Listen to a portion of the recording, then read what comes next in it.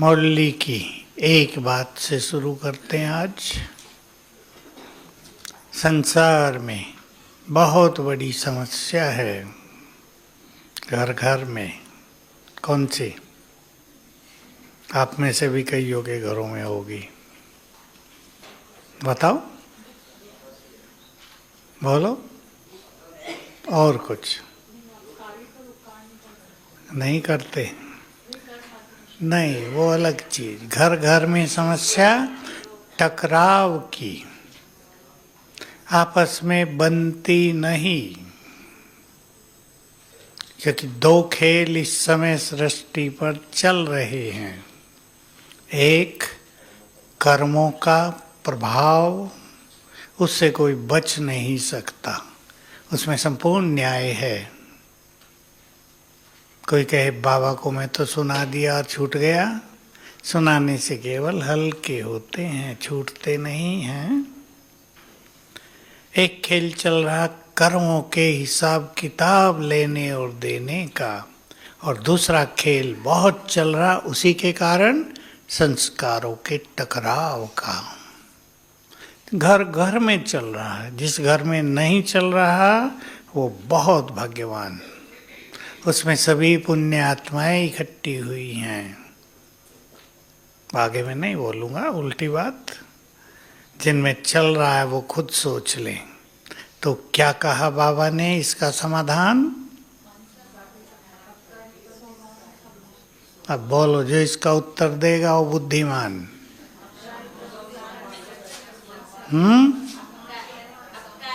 वो हो गया, वो उत्तर नहीं है। आप कैसे अपने घर में अपकारी पे उपकार करोगे? होगा नहीं। भाई लोग उत्तर देंगे।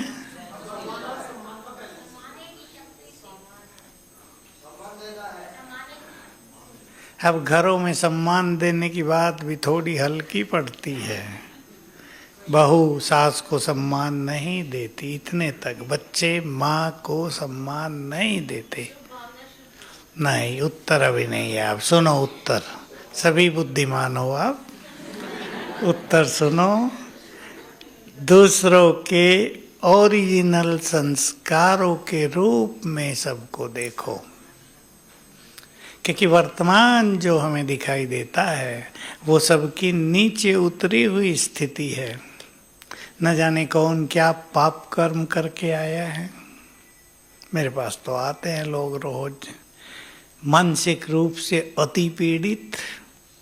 देखकर ही लगता है, उनकी माँ को तो नहीं कहा जाता, पर आत्मा अति विकर्मों से जूझ कर आई है। सताया है बहुतों को, इसलिए मन का सुख खत्म है। तो संस्कारों का टकराव एक बड़ी समस्या है संगठनों में, और ये जहाँ तहाँ होता है। जो संगठन इससे मुक्त हैं वो बहुत पावरफुल हैं। उनकी सेवाएं सुंदर होती हैं, बड़े बड़े काम सहज पूर्ण हो जाते हैं। और जहाँ दो ही रहते हैं और एक का मुंह किधर, एक का मुंह दक्षिण में एक का उत्तर में, तो वहाँ न सेवाएं, न खुशी शांति संतुष्टता, न जीवन जीने का आनंद। क्या करेंगे? क्या करेंगे? पहली चीज, आज कुछ चीजें सबको करने का संकल्प करना है। पहली चीज, अपने को झुका कर चलना। दूसरा व्यक्ति बात नहीं करता, ईगो होता है मनुष्य में, अहंकार। वो करे पहले, वो झुके पहले। लेकिन महान वही जो झुके। जो अपने को महान समझे वो झुके, बात करे, सम्मान दे। भले वो सम्मान के पात्र हो या ना हो। आपको लगे इन्हें क्या सम्मान दें, ये तो काम के ही नहीं है। लेकिन कुछ काम के तो हैं। किस काम के बताओ? सभी भगवान के बच्चे हैं। इसमें तो कुछ और सोचने की जरूरत ही नहीं। सब में बहुत क्वालिटी थी, उतर के नीचे आ गए हैं। सबके मूल स्वरूप को देखो, चिंतन करना है उस पे, केवल देखना नहीं, चिंतन। एक समय था ये भी देवता थे, तब ये बहुत सुखी थे, सुखदायी थे, इनके संस्कार बहुत सुखदायी थे, संपूर्णता थी। चिंतन करेंगे ऐसे। फिर जो बहुत अच्छे पुरुषार्थी हैं उन्हें एक अभ्यास करना, दिन में 2-3 बार भी कर लें। जिसको भी देखें उसके पीछे उसका संपूर्ण फरिश्ता स्वरूप देखें। पीछे खड़ा यहाँ, जैसे दिखाता है ना ब्रह्मा के पीछे विष्णु या श्री कृष्ण, ऐसे खड़ा है। एक बार भी रुक कर 10-20 को देख लो इस नज़र से। ये वर्तमान स्वरूप, ये इनका मूल स्वरूप, आदि संस्कार, ये ओरिजिनल संस्कार इनके। तो क्या फायदा होगा? बोलो कुमार। हमसे बहुत पॉजिटिव संकल्प उनको जाएंगे, और हमारे सुंदर संकल्प ये शुभ भावनाओं में आप ही बदल जाएंगे। हमारे सुंदर संकल्प उनके मन में भी अगर हमारे पास लिए कुछ है वो बदल जाएगा। हमारी ये महान वृत्ति, इसको वृत्ति कहते हैं। वृत्ति, किस नज़रिए से हम दूसरों को देखते हैं, क्या एटीट्यूड है हमारे मन में। समझ गए ना वृत्ति किसे कहते हैं? हम देख रहे ये व्यक्ति बहुत गंदा है, ये बदलेगा ही नहीं, बहुत पापी है, ये हो गई निगेटिव वृत्ति। ये भगवान के बच्चे हैं, ये कभी देवता थे, इनमें बहुत खूबियां हैं, ये हो गई पॉजिटिव वृत्ति। शुभ भावनाओं की वृत्ति इससे बन जाएगी तो टकराव समाप्त होगा। घरों में आप जिसको भी बदलना चाहते हैं, मैं माताओं की समस्याओं का उत्तर दे रहा हूँ 3 मिनट में। आपका पति शराब पीता है, बच्चा शराब पीता है, उन पर ये प्रयोग करके देखो। प्रयोग क्लियर है माताओं को? पीछे वाले बताएं, हाथ उठा के उत्तर दो। नहीं क्लियर है अभी। आपके घर में किसी को गंदी आदतें हैं, 4-5 लोग ऐसे आ गए इस ग्रुप पे नीचे, माताएं आई, भाई जी, पति गैम्बलिंग, जुआ खेलता है, सब नष्ट कर दिया। एक तो आज ऐसी आई, सब कुछ नष्ट कर दिया। मेरे जेवरों पे नज़र थी, मैं अपनी माँ के घर छुपाई, घर बेच दिया, मेरी माँ का घर भी बेच दिया। मैंने कहा तुम्हारी माँ का घर उसने कैसे बेचा? जाके लड़ाई कर दी, बेचो मुझे पैसा चाहिए। मैंने कहा अब नंबर किसका पता? वो सोचने लगी किसका है। मैंने कहा अब तुम्हें बेचेगा। मैं हंसी की उससे, कहा उसे छोड़ के माँ के चली जाऊं? चली जाओ। इतना बुरा हाल। ऐसे में उस व्यक्ति को आधा घंटा योगदान देना और उसके मूल स्वरूप में देखना। माताओं ने समझा या सो रही हैं? हाथ उठाओ पीछे वाली जिन्होंने समझ लिया, और जग जाओ जिनको नींद आ रही है। खाना ज़्यादा खा लिया हो कहीं, आज ब्रह्मा भोजन है ना, टेस्टी। तो ऐसे समस्याओं का समाधान करना है। समस्याएं पति में जा रही हैं और समय, आज की मुरली से समय की रफ्तार बहुत फास्ट है, ये हमें पता नहीं चलता। जैसे संसार में जो लोग सुखी हैं उनसे विनाश की बात करो, वहाँ ये हो गया है, तो होता ही रहता है। उनको तब पता चलेगा जब उनके ऊपर आ जाएगी कुछ, अरे भाई बड़ा बुरा समय आ गया, तो विनाश के दिन आ गए, बड़ी खराब दुनिया हो गई। तो मनुष्य जब तक खुद भुगते नहीं, उसको संसार की बुराइयों का पता नहीं चलता। पर मैं उस माता को देख रहा था, आज उसके बच्चे बेचारे, उनको पढ़ाई लिखाई कुछ नहीं रहा। देखो एक व्यक्ति ने पूरे परिवार को समस्याओं में डाला हुआ है ना।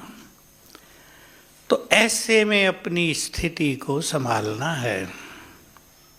और एक चीज सभी को पक्की कर देनी है आज से, हम अपनी स्थिति को ठीक रखेंगे, परिवारों की सारी परिस्थितियां बदल जाएंगी। रिपीट करो माताएं अपने मन में।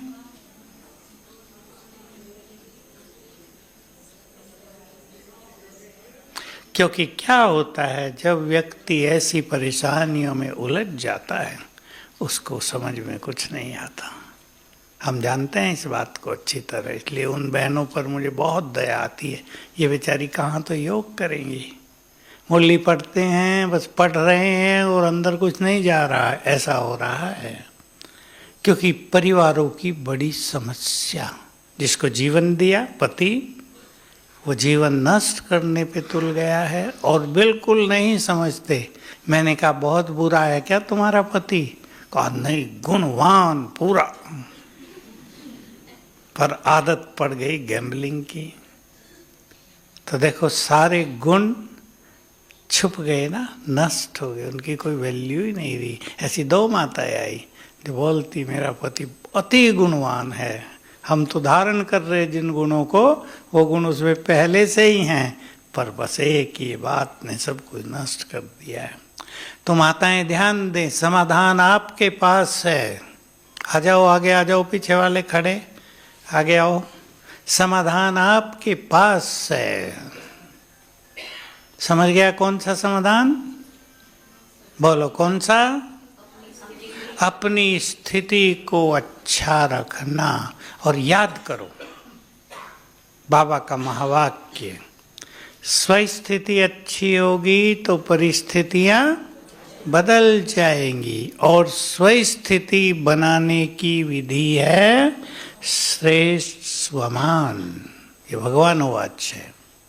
श्रेष्ठ स्वमान से स्थिति श्रेष्ठ, स्थिति श्रेष्ठ तो परिस्थितियां आप ही बदलने लगेगी। अब देखो क्या होगा, उदाहरण ले ले इसी व्यक्ति का जो जुआ खेल रहा है, उसकी बुद्धि बदलने लगेगी, उसको अपनी जिम्मेदारियों का रियलाइजेशन होने लगेगा। मेरे 2 बच्चे भी तो हैं, मुझे परिवार पे तो ध्यान देना चाहिए।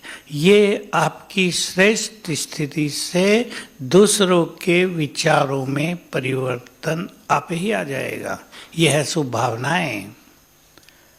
तो बहुत पक्का कर दें, आज स्थिति संभालनी है। बाबा का बहुत अच्छा महावाक्य है, जो अपनी स्थिति संभालना जानते हैं वही विश्व को संभालेंगे।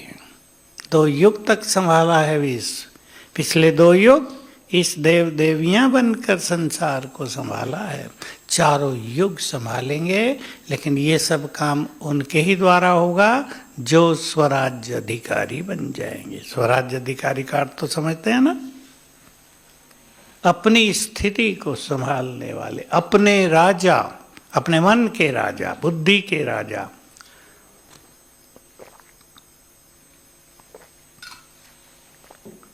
ये तो रही दूसरों के टकराव की, लेकिन यदि हम टकराते हों क्या करेंगे?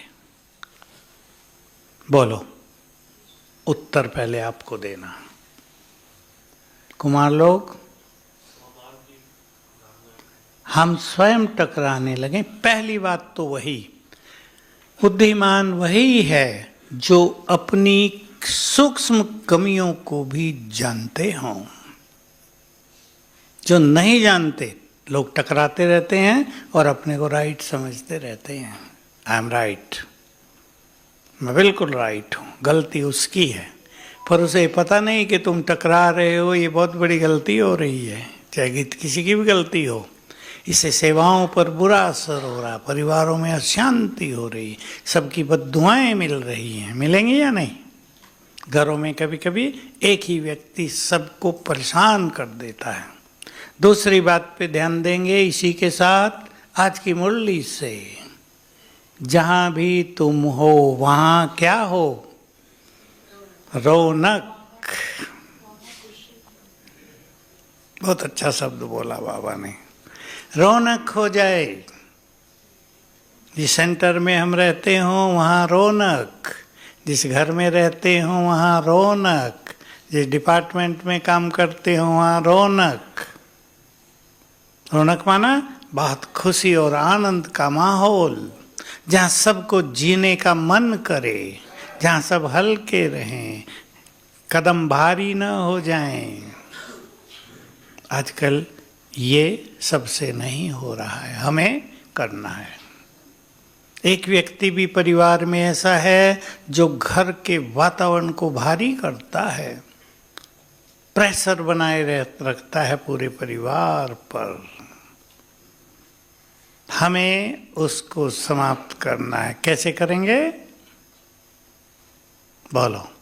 अब एक व्यक्ति है, घर में आपका बड़ा है, आपका ससुर है मान लो, और वो ऐसा है उसका व्यवहार कि सब उससे डरते हैं और घर में प्रेशर बना हुआ है। बच्चे, घर की बहनें इंतज़ार करती हैं ये घर से बाहर जाए तो हम एंजॉय करें लाइफ को। आ गया, आ गया। ऐसे लोग हैं, बहुत घरों में हैं ऐसे लोग, डरा के रखते हैं। जो दूसरों को डरा के रखते हैं वो, अब ये बहुत अच्छा उत्तर है दो, वही आजकल डरे हुए हैं। बहुत छोटी छोटी लड़कियां, डर लगती है, डर लगता है। आज तो एक लड़की आई, पढ़ती है, बीए कर रही है, कहा अंदर ही अंदर ऐसे ऐसे होता रहता है, क्या करूं? भय, पढ़ाई का भय नहीं, फेल पास होने का डर नहीं, भय, अनचाहा भय, ये उन लोगों का है जिन्होंने दूसरों को बहुत डराया है पूर्व जन्मों में। इसलिए हम किसी को डराएंगे नहीं, या बच्चों को डरा के रखेंगी माताएं। डराना पड़ता है, टीचर को भी थोड़ा बहुत डराना पड़ता है स्कूल में। आजकल तो ख़त्म हो गया खेल, लेकिन थोड़ा बहुत, लेकिन प्यार भी तो करती हैं माताएं, डराती थोड़ा ही हैं। तो डरा के अच्छा बनाना और प्यार दे के उनकी योग्यताओं को और निखारना, ये बहुत ज़रूरी होता है। तो देख लें, हम तो कहीं टकराव का कारण नहीं बनते हैं। इधर बुला दो इन्हें। हम तो नहीं टकराते। टकराव किसके कारण आता है? बोलो। टकराव, एक दो बात निकाल लो, टॉपिक तो अलग है ये। अहंकार के कारण, मेरी बात सब सुने, एक्सपेक्टेशंस के कारण, छोटी मोटी कामनाएं, क्रोध के कारण, ज्यादा इच्छाओं के कारण टकराव की स्थिति बनती है। स्वमान में रहने वाले सबको सम्मान देंगे, मुरली में बहुत आया आज भी। हम एक दूसरे को सम्मान देने को अपनी नेचुरल रॉयल्टी बना लें। देखो आजकल हम जाते हैं ना, आप लोग भी जाते हैं, पुलिस वाले छोटों को भी सर कह के बात करते हैं, उन्हें सिखा दिया गया है। पुलिस से लोग डरते ही हैं ना। डरो नहीं, मददगार हो तुम लोगों के, उनकी समस्याओं का हल करने वाले हो। डराओ नहीं। वो भी थोड़ा सम्मान देना सीखने लगे। गड़बड़ भी हो रही है एयरपोर्ट पे तो कहेंगे सर ऐसे नहीं, ऐसे करना पड़ेगा। तो देखो, सम्मान की भाषा उन लोगों के लिए भी मन में प्यार पैदा करती है ना। तो हम कोशिश करेंगे परिवारों में हम कहीं टकराव का कारण न बने। और एक छोटा सा फॉर्मूला रखेंगे, प्रसिद्ध है भारत में, एक ने कहा दूसरे ने माना, सहज भाव से। इसमें समस्या ये होती है, आप कहेंगे तो कहते ही रहते हैं हमें। आप करते रहो, मानते रहो, और कुछ ही दिनों में स्थिति बदली हुई नजर आएगी। दूसरा व्यक्ति भी सॉफ्ट होगा। हमारे इस आध्यात्म जीवन का मुख्य लक्ष्य ही है अपने को बहुत निर्मल कर देना। जो अंदर का कड़कपन है, जो क्रोध या अहम समाया हुआ है, जो बोल में कड़वाहट है, व्यवहार में गड़बड़ है, स्वीट सॉफ्ट सरल, बहुत निर्मल कर देना। यही हमारे अध्यात्म की अंतिम चरम सीमा है। इसी से आत्मा में आत्मबल बहुत बढ़ जाता है। तो सभी ध्यान देंगे, कल प्रैक्टिस करेंगे। सभी के ओरिजिनल रूप को पीछे देखना, और परिवारों में भी 1-2 बार कर लेना और चिंतन भी करना मूल रूप में ये सब कितने महान हैं। आप बाबा को जब देखते हैं, टीवी पे बाबा की मुरली सुनी, देखो मुझे तो लगता है, क्योंकि हमने तो 50 साल बाबा को आते देखा, इस हॉल में भी, छोटे में भी, ओम शांति भवन में, नीचे। अब जब टीवी पे सुनते हैं ऐसा लगता है बाबा बैठा है सामने। आपको कैसा लगता है? फील ही नहीं होता। सामने बैठे स्टेज पे उन्हें कोई देखता ही नहीं, क्योंकि उन्हें देखने थोड़े बैठे वहाँ, भगवान बैठा है, उसकी उपस्थिति रहती है, उसके वाइब्रेशंस, उसकी डिवाइन एनर्जी फैली रहती है चारों ओर। मैं तो हर बार ये अनुभव करता हूँ।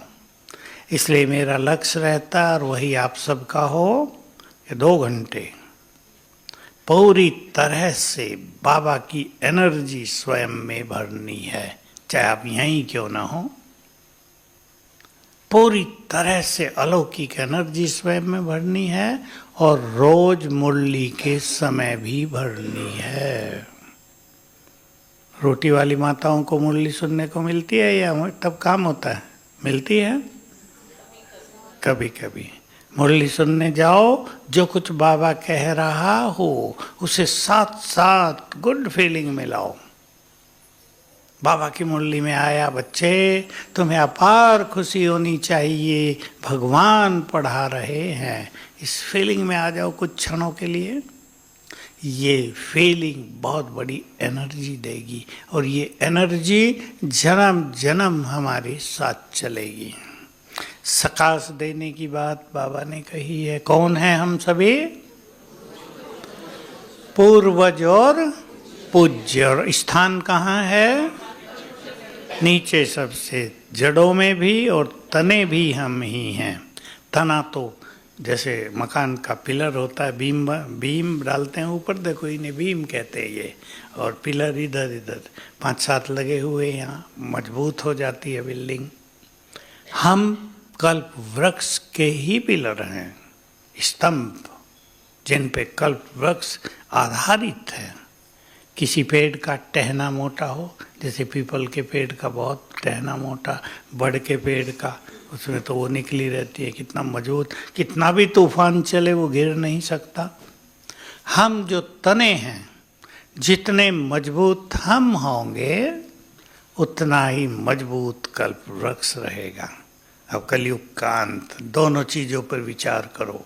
कलयुग के अंत में सभी धर्मों की स्थिति कमजोर, तामसिक हो गई, धर्म रहे ही नहीं, नाम रह गया केवल। किसी भी धर्म वाले से पूछो जो धर्म के लिए उछलते कूदते हैं, कि अपने धर्म के 8 सिद्धांतों का भी पालन करते हो, सारे पीछे हट जाएंगे। उन्हें ये पता ही नहीं धर्म के सिद्धांत क्या हैं। किसी को पता है? बुरा ना माने तो कह दूं, भारत में सनातन धर्म के लिए कुछ दिनों से बात बहुत चलती है। जब से राम मंदिर बना अयोध्या में, लड़ने आते हैं लोग, तुम सनातनी नहीं हो, तिलक नहीं लगाते। वो समझने के मूड में तो होते नहीं तिलक कौन सा है असली। उनसे पूछ लेना, सनातन धर्म के 8 सिद्धांत बताओ, और तुम उन्हें कितना पालन करते हो बताओ। हिंदी में कहावत है, बंगले झांकने लगेगा। जो आचार्य हैं सनातन के, उनको भी नहीं पता। और अगर दूसरा प्रश्न पूछ लो, सनातन धर्म की स्थापना किसने की थी, किसी को पता नहीं। थोड़ा बहुत उत्तर भी दें तो पूछो कब की थी, उसके सिद्धांत बताओ। जो कुछ उसमें है वो तो किसके जीवन में है? हमारे जीवन में है। चुप हो गई बहनें, बोल नहीं रही। है या नहीं? मोटा बाहर का तिलक लगाने से तो कुछ मिलता नहीं। असली तिलक लगा हुआ है कौन सा? आत्मिक स्थिति का तिलक। भगवान के आगे हाथ जोड़ के पैर छूने की तो बात ही नहीं रही, वो हमारा हो गया है, उससे हम जुड़ गए, उसके हो गए। ये किसी सनातनी को पता है? पता है किसी को? पता ही नहीं। राम के भक्त श्री कृष्ण से भी घृणा करने लगते हैं। तो हम सभी सच्चे धर्म का स्वरूप, दो चीजें मैं कह रहा था। एक धर्मों की वर्तमान स्थिति आप देखो, धर्मों में हिंसा आ गई, लड़ाई झगड़े होने लगे, मेरा धर्म बड़ा, मेरा बड़ा। दूसरी ओर कल्पवृक्ष का चित्र बनाओ, ये जो शाखाएं हैं ये ढीली पड़ गई, और तना, उत्तर आपको देना। तने कौन है? स्ट्रॉन्ग है। कौन कौन सी शक्ति है हमारे पास? पवित्रता की शक्ति, योग की शक्ति, ज्ञान का बल, धारणाओं का बल, ये बहुत बड़ी चीज है। और आगे आओ, वहां ना बैठो। ये सब बल हमारे पास है ना। तना मजबूत, शाखाएं ढीली, तो कल्पवृक्ष गिरेगा? गिरेगा? शाखाएं टूट सकती हैं, कल्पवृक्ष नहीं गिर सकता। कितना सुंदर खेल है। तो हमें सवेरे उठते ही बाबा की एक सुंदर बात याद करनी। नोट कर लो, जो अच्छे पुरुषार्थ करना चाहते हैं डायरी पेन लेके आते हैं, नोट करो कल की मुरली से, परसों की। तुम्हारा पार्ट ही है सबको सकाश देने का। उठते ही याद कर लेना। माताएं घर में सोचती है ना, मेरा पार्ट है बच्चों को भोजन दे के, टिफिन बना के स्कूल भेजने का। करते हैं ना उसको। ये व्यक्ति बीमार हो गया, अब मेरा कर्तव्य है इसको ठीक कराने में, इसको मदद, चाहे डॉक्टर को ले जानी हो, चाहे कुछ और करना हो। ये हमारे पार्ट है ना। हमारा पार्ट है सृष्टि को सकाश देने का। दूसरी सुंदर बात कभी नहीं भूलना, वो तो कभी नहीं भूलें जो अपने को बहुत अच्छे पुरुषार्थी समझते हैं, वो भी कभी नहीं भूलें जो विजयी रत्न हैं। ये विजयी रत्नों के लिए मुख्य बात है, लेकिन अच्छे पुरुषार्थियों के लिए भी। अच्छे पुरुषार्थी 8 तो महान, उनकी बात तो छोड़ो, फिर 108 100 महान आत्माएं सृष्टि की। उसमें भी पहले 25 सर्व महान, ब्यूटी ऑफ द वर्ल्ड, ताकत है वर्ल्ड की वो। उसके बाद भी 1000 आत्माएं, 1008 और बहुत अच्छी आत्माएं, जिनकी प्योरिटी का बल संसार को मिलता है, जिनकी योग शक्ति संसार को शक्ति देती है। फिर और आगे चलो, कितने?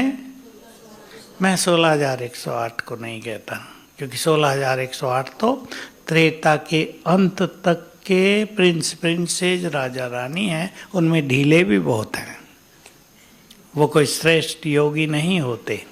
पर अगले और 2-3 हजार आत्माएं इस ब्राह्मण परिवार में श्रेष्ठ योगी, जिनकी बुद्धि चारों ओर से हटी हुई है, जो अच्छी कमाई में लगे हुए हैं। सोचना आपको है, आप कहाँ हैं उनमें से। जो उलझे हुए हैं परिवारों में, उनकी अलग बात, वो किसी की उलझन नहीं मिटा पाएंगे। तो याद रखेंगे, भगवान वाच, जैसे बाबा की आवाज आ रही हो, बच्चे जैसे मैंने तुम्हारी शक्तियों से पालना की, तुम भी दूसरों की करो।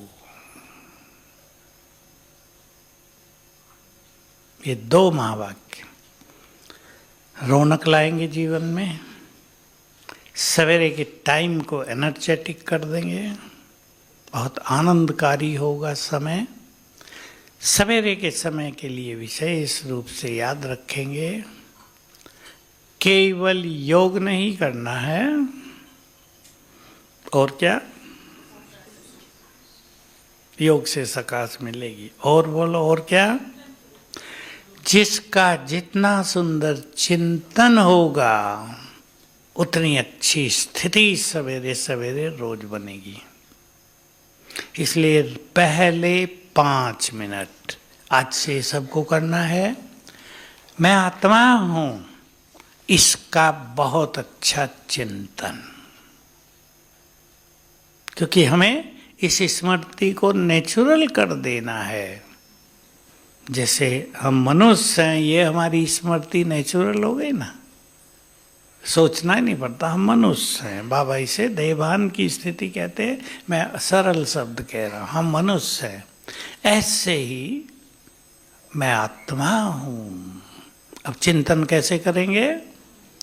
मैं इस देह की मालिक हूं। चिंतन अंडरलाइन करें सभी, जिनको सवेरे के टाइम को आनंदित करना है वो चिंतन बढ़ाएंगे। चिंतन का एक तरीका, मैं आत्मा यहाँ बैठी हूँ, मैं परम धाम से इस तन में अवतरित हुई हूँ, ये मेरा तन है। मैंने ऐसे अनेक तन लिए हैं और छोड़े हैं, अब इस तन में हूँ। बहुत भाग्यवान, भगवान के पास आ गए, उसका साथ मिल गया। मैं इस देह से एकदम न्यारी हूँ। ये चिंतन है, बार बार कर लो। मैं आत्मा हूँ, इस देह में बैठी हूँ, भ्रकुटी की कुटिया में हूँ। इस देह में मैं फरिश्ता हूँ, अंग अंग से लाइट माइट फैल रही है। चिंतन शुरू करेंगे, नया नया आता रहेगा। 5 मिनट बस। फिर अच्छी ड्रिल करना। आज बाबा ने बहुत अच्छी ड्रिल बताई थी मुरली में। कौन सी? फरिश्ता सो। कौन कौन करना चाहेंगे?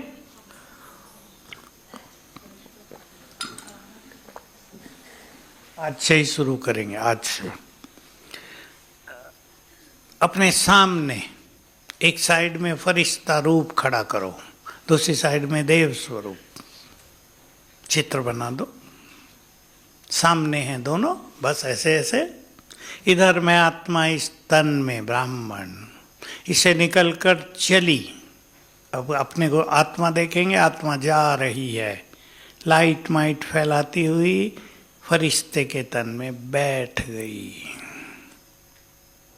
कुछ देर फरिश्ते के तन में, वहां से निकली, चली, देव शरीर में बैठ गई।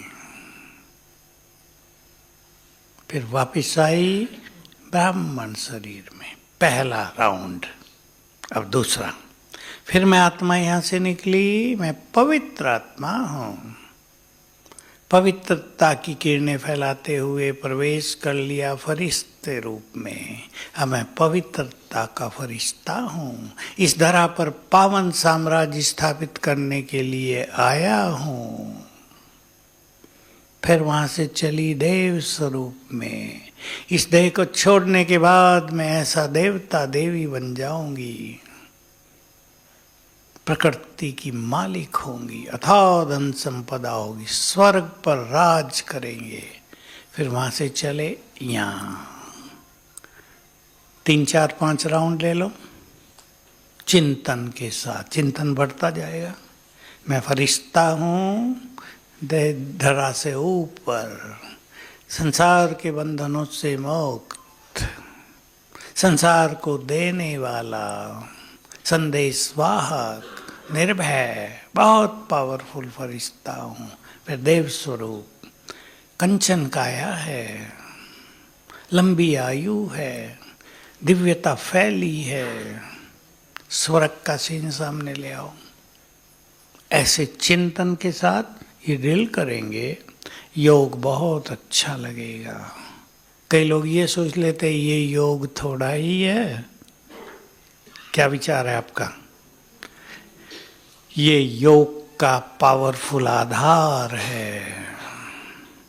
इसी से देखो, एक है हमें योग अभ्यास करना, दूसरा है स्थिति को महान बनाना। अलग भी कर सकते हैं दोनों को, और दोनों जुड़े हुए हैं। जितना योग अभ्यास अच्छा होगा, स्थिति को बनाने का बल रहेगा। जो हम अच्छा करना चाहेंगे वो करेंगे। योग से परमात्मा सुख प्राप्त होने लगेगा, अथाह सुख। कलयुग के बंधन, रोग, शोक हटने लगेंगे। लेकिन ये स्वरूप धारण कर अभ्यास करने से अब जो फरिश्ते के गुण हैं वो जीवन में आने लगेंगे। जो देवताई संस्कार हैं वो जीवन में आने लगे, क्योंकि ये हम हैं ना, फरिश्ता भी देव भी हम। तो संस्कार बदलने लगेंगे, स्थिति महान बनने लगेगी। इसलिए ये ड्रिल बहुत अच्छी सभी करेंगे, इसका सुख लेंगे। और एक बड़ा फायदा ये ड्रिल करने से ये होता है, एकाग्रता बहुत बढ़ जाती है। एकाग्रता बढ़ी अर्थात योग में हम स्थिर हो गए। अथाह सुख, जिसको अतीन्द्रिय सुख कहते हैं, वो प्राप्त होने लगेगा। रूहानी ड्रिल हमें अलग अलग कर लेनी चाहिए। एक रूहानी ड्रिल और, मैं आत्मा इस देह में, कुछ देर के लिए 10 सेकंड का लक्ष्य रखो। फिर मैं पहुंचा सूक्ष्म लोक में बाबा के सामने, 1 मिनट वहां रहेंगे। बाबा से दृष्टि ली, बाबा का हाथ मेरे सिर पर आ गया, हाथ से शक्तियां देह में फैलने लगी। 1 मिनट लगाएंगे। फिर परम धाम में पहुंच गए, निराकार शिव बाबा के पास, निराकार स्थिति, बैठ गए वहां। बाबा की संपूर्ण एनर्जी मुझ में समाने लगी। फिर मैं आत्मा नीचे आ गई। 3 बार करो। जिनका योग अच्छा नहीं लगता वो 3-3 बार ये कर लें, योग अच्छा लगने लगेगा। 1 मिनट का ट्रैफिक कंट्रोल बचता है। 1 मिनट भी बहुत समय होता है। फरिश्ता सुदेवता ड्रिल कर लें। 3 मिनट का बचता है, तीनों लोकों की ड्रिल कर लें, सैर कर लें, तो बहुत अच्छी अनुभूति होगी। तो सकाश देने को अपना नेचुरल और शक्तिशाली कर्म बनाना है। अभी जहाँ हम जाएं, हमसे सकाश मिलती रहे दूसरों को। मैंने एक बात कही थी, आपको याद हो, हमारा जीवन ऐसा हो जाए, चलते फिरते सबको सकाश मिलने लगे। ये उससे होगा जिनके पास प्योरिटी का बल बहुत है, जिन्होंने व्यर्थ संकल्पों को समाप्त कर लिया। जितने तक उतने ही वाइब्रेशंस पावरफुल फैलेंगे। प्योरिटी अपनाने के बाद भी कई लोगों का व्यर्थ में समय बहुत जाता है, बातों में, तेरी मेरी में, गिराने चढ़ाने में। उनका प्योरिटी का बल समाप्त हो जाता है। उनकी प्योरिटी रह जाती है 0 का बल्ब, जिसमें पढ़ने में भी कुछ नहीं आएगा, बस अंधेरा नहीं होगा। हमें अपनी प्योरिटी को संसार के लिए बल बनाना है। जो भी आप में से बनाना चाहे, कुमार बैठे हैं ना बहुत, हमने प्योरिटी अपनाई है तो उसको अपनी पावर बनाना है। Purity is the biggest power. Purity संसार के लिए पावर बन जाए, इसलिए और बातों में नहीं जाना है। त्याग किया है। प्योरिटी अपनाना माना बहुत बड़ा त्याग करना। माताओं ने भी अपनाई है, छोटी बात नहीं है। कलयुग में एक बड़ा त्याग है ये। इसको अपनी तपस्या बना दो।